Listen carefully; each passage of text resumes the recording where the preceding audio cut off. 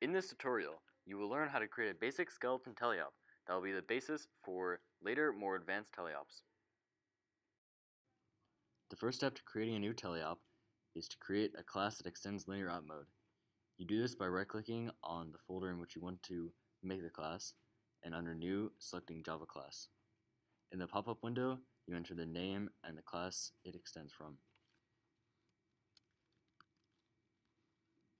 In the drop-down window, it will show you the options that you have for possible files. The name of your teleop should reflect what the purpose of the teleop is or what it does. After entering the name and the class it extends from, you select OK. A pop-up window will ask you if you wish to add this file to Git. Consult the head programmer of your team before selecting either option. Now that you have created your class, you must register it as a teleop within the app. You do this by adding the following line of code. The line of code I have added here will now register this class as a teleop within the app. You must now add this snippet of code shown here called runOpMode to replace the abstract method within linear op mode of the same name. This method is run when you hit the init button on the app after selecting the teleop. As you can see within the runOpMode method, the initialize method has not been written yet. This is what we will now add.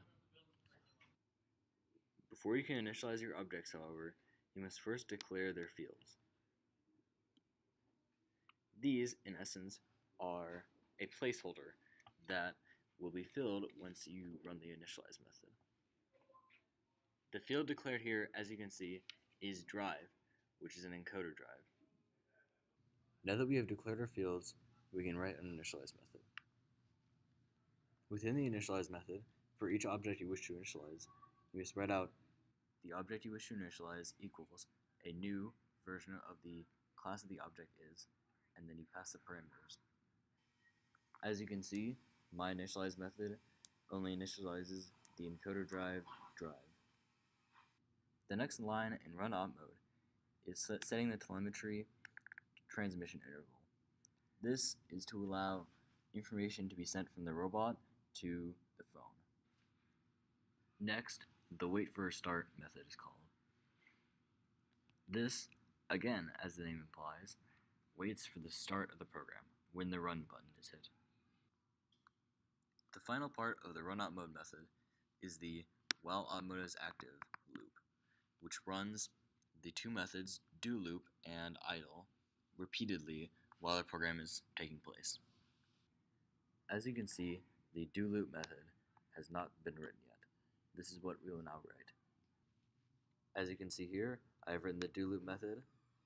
This, as I said before, is run continuously in this while loop. In my do loop method here, I run drive.moveFreely relating to the left stick Y and right stick Y. This is the end of the teleop tutorial. Hopefully you now understand how to write a teleop and the different parts to one. If you have any questions, please consult any senior programmers.